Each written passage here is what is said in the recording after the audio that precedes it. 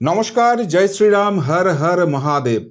मौसम अच्छे हो गया है और आगे और भी अच्छे होने वाला है। মাননীয় মুখ্যমন্ত্রী শুভেন্দু অধিকারীর এই বক্তব্য আর কালীঘাটে রীতিমতো ভূমিকম্প শুরু হয়ে গেছে। দেখুন, এমনিতেই তো কাকে কখন কোথায় কে তুলে নিচ্ছে কেউ বুঝতে পারছে না। যে কজন বাইরে ঘুরছে তারা আতঙ্কে আছে, পটাপট ডিম পড়ে যাচ্ছে। ঠিক এই অবস্থায় দাঁড়িয়ে যখন মাননীয় মুখ্যমন্ত্রী এই কথা বলছেন, তখন একটা বড় আপডেট আমাদের সামনে কিন্তু চলে আসছে। কি সেই আপডেট? একজন দুজন নয়, 150 জন, হ্যাঁ ঠিক শুনছেন, 150 জন তৃণমূল নেতা নেত্রীর ফাইল পুলিশ অলরেডি রেডি করে ফেলেছে। এদের ঠাঁই হবে জেলে এবং সেই জায়গা থেকে আর পালাবার পথ নেই। যে পুলিশকে গত 15 বছর ধরে মমতা ব্যানার্জি আর অভিষেক ব্যানার্জি নিজের বাপের সম্পত্তি মনে করেছিল এবং তাকে মিসইউজ করেছিল, সেই পুলিশের হাত পা খুলে দিয়ে তাদেরকে স্বাধীন করে দেওয়া হয়েছে, কোনো রং দেখতে মানা করে দেওয়া হয়েছে। আর শুধু এইটুকুনি চেঞ্জ হওয়ার পরই কলকাতার পুলিশ এফিসিয়েন্ট হয়ে গেছে। এবার আপনাদের মনে একটা সন্দেহ জাগছে, সেটা হচ্ছে এই 150 জন কারা। এবং 2 নম্বর হচ্ছে, তৃণমূলের দলটার তো একদম নিচুতলা থেকে উপরতলা থেকে সব কটা চোর, সব কটা ডাকাত, সব কটা ফেরেববাজ। কেননা ওই ভালো হলে তৃণমূল হয় না, তৃণমূল হলে ভালো হয় না, এই যে কনসেপ্ট বলেছি এটা আপনারা সকলেই এগ্রি করছেন। তাহলে বাকিদের কি হবে? দেখুন, এখানে যেটা হচ্ছে, যাদের ফাইল ওপেন হচ্ছে, পরিষ্কারভাবে বলে দিচ্ছি, পুলিশ সূত্রে যে খবরটা উঠে আসছে যে পুরনো বহু অভিযোগ আছে, কিন্তু সেই সব অভিযোগে যেহেতু এরা হোমরা চোমরা নেতা নেত্রী, এদেরকে পুলিশকে বাঁচাতে হয়েছে। ইনভেস্টিগেশনে এদের ঘনিষ্ঠ যারা, তাদেরকে একটু জিজ্ঞাসাবাদ করে ছেড়ে দিতে হয়েছে, এদের কাজ অবধি পৌঁছানো যায়নি। এই যে 150 ফাইল খোলা হচ্ছে, এগুলো হচ্ছে সেই ফাইল। কোন কোন কাণ্ডে খুলছে? 1, জোর করে জমি দখল; 2, সিন্ডিকেট রাজ চালানো; 3, সরকারি প্রকল্পের টাকা আত্মসাৎ; অবৈধ বালি, কয়লা, মাটি, পাথর ব্যবসা; চাকরি দেওয়ার নাম করে টাকা তোলা। আপাতত এই কেসগুলোতে এই ফাইলগুলো ওপেন করা হচ্ছে। তার মানে বুঝতেই পারছেন যে কোনো সেগমেন্ট ছাড়া হবে না, কেউ ছাড় পাবে না। এবং এই যে 150 জনের নাম আছে, এটা তো শুরুয়াত, এটা ট্রেলার। এদের ইনভেস্টিগেশন করতে করতেই বাকি যেসব নাম আসে প্রত্যেকটাকে তোলা হবে। একটা ফেরেকবাজ, একটা চিটিংবাজ, তোলামূলের যত বড় হারমান নেতা হয়ে যাক, কেউ কোনো রেহাই পাবে না। এবার এটা কি শুধু কথার কথা? না, কথার কথা নয়, একটা গুরুত্বপূর্ণ জায়গা উঠে আসছে, যেখানে রাজ্যের অত্যন্ত গুরুত্বপূর্ণ মন্ত্রী মাননীয় দিলীপ ঘোষ, তিনি কি বলছেন জেলে জায়গা হবে না, নতুন জেল বানাচ্ছি। তৃণমূলের উদ্দেশ্যে বিস্ফোরক দিলীপ ঘোষ। তাহলে কি শুরু হতে চলেছে? পরিষ্কারভাবে দিলীপবাবু বলছেন যে গ্রেপ্তার তো সবে শুরু হয়েছে, এরপর দেখুন না সিরিজ চলবে। অর্থাৎ কাউকে কোথাও কোনো রেহাই দেওয়া হবে না। আপনারা মাঝে মাঝেই এখানে অধৈর্য হয়ে পড়ছেন, বিভিন্ন প্রশ্ন করছেন, দাদা অমুকের কি হলো, অমুকই তাহলে ভালো তৃণমূল বলে কোনো কনসেপ্ট নেই। ওটা একটা পলিটিক্যাল কথা ছিল এবং তার গুরুত্ব অনেক গভীর, সেটা পরে কোনো একদিন আলোচনা করা যাবে। দিলীপ বাবুর এই মন্তব্য, এবং শুধু দিলীপ বাবু না, মাননীয় মুখ্যমন্ত্রী শুভেন্দু অধিকারী বলছেন যে আর্মির সঙ্গে কথা বলবেন, ব্রিগেডে একটা নতুন জেল বানাতে হবে, নালে এই তোলামূলের যে চোর ছ্যাঁচোরগুলো রয়েছে না, সেগুলোকে আর জায়গা দেওয়ার জেলে সংকুলান হবে না।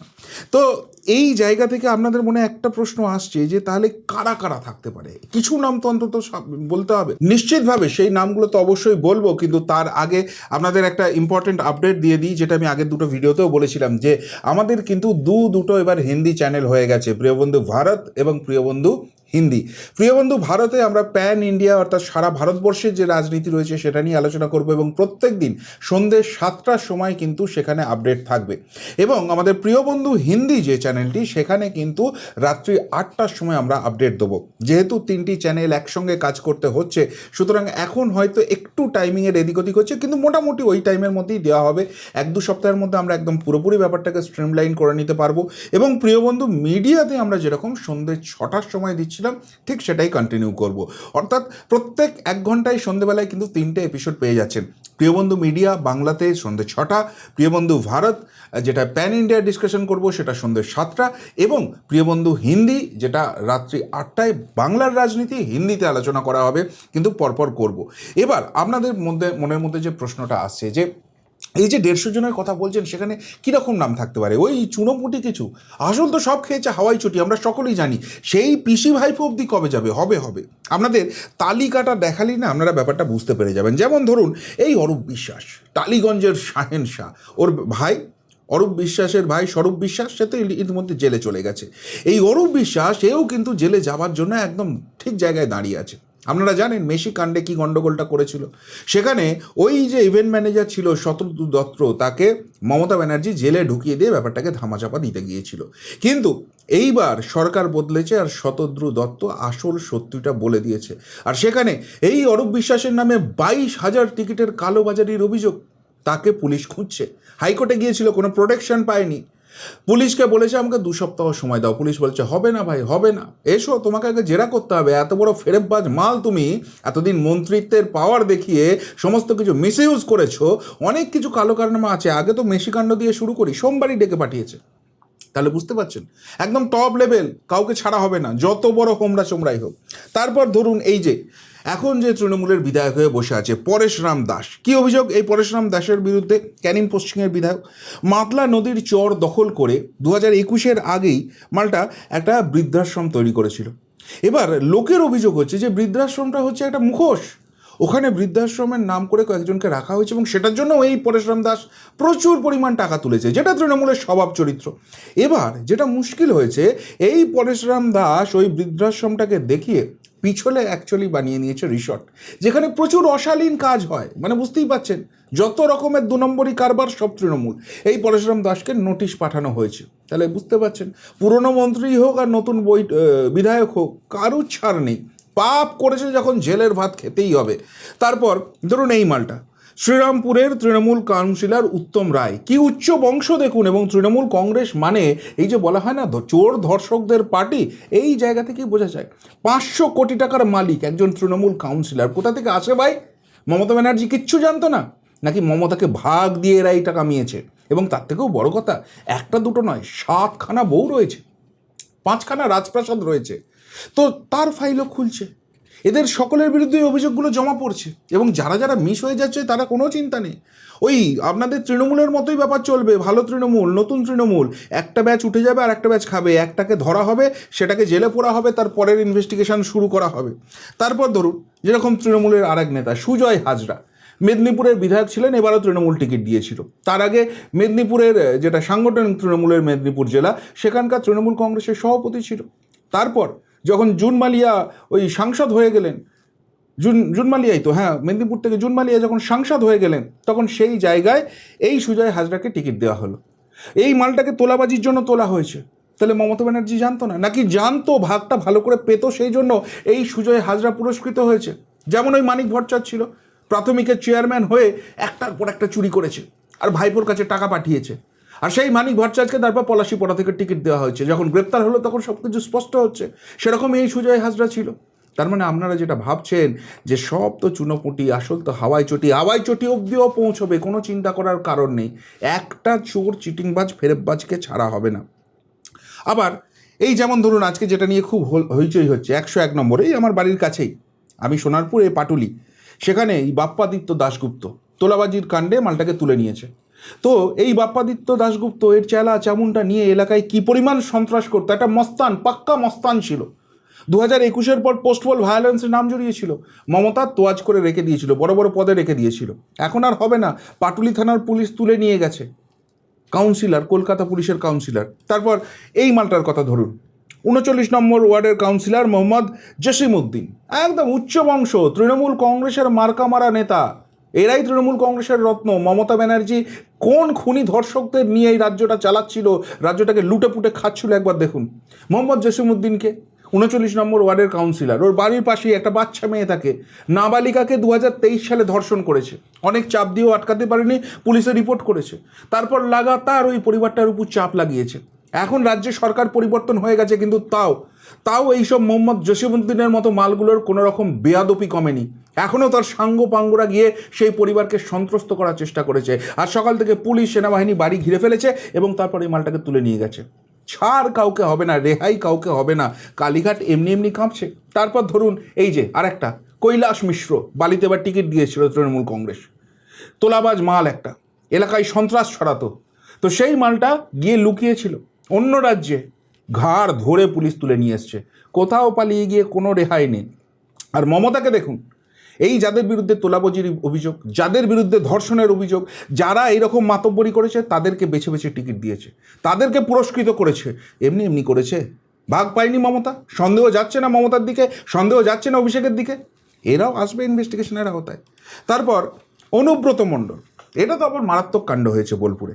2021 সালে যখন পোস্টপোল ভায়োলেন্স হয়েছে, ওখানকার এক ইট ব্যবসায়ী তার পাঁজা থেকে একটার পর একটা ইট তুলে নিয়ে চলে গেছে, 30 ট্রাক ইট তুলে নিয়ে চলে গেছে, পরিবারটা শেষ হয়ে গেছে, নিদারুণ যন্ত্রণার মধ্যে দিয়ে গেছে। আর তারপরে অনুব্রতের এই হারমাত বাহিনীর সন্ত্রাস ছিল। আজকে সরকার বদল হয়েছে, পুলিশ বদলে গেছে, বোলপুর থানায় সাহস করে গিয়ে অনুব্রত সহ 13 জনের বিরুদ্ধে এফআইআর হয়েছে। তাহলে বুঝতে পারছেন মমতার কতখানি খাস ছিল এই অনুব্রত, এই নির্বাচনেও কতখানি দায়িত্ব ছিল। মমতা এদেরকে দিয়ে এই গুন্ডামিগুলো করাতো। তাহলে অনুব্রতকে যদি পুলিশ ধরে, সেই রেস ধরে মমতা অবধি পৌঁছবে না, কালীঘাট অবধি তো পৌঁছবে।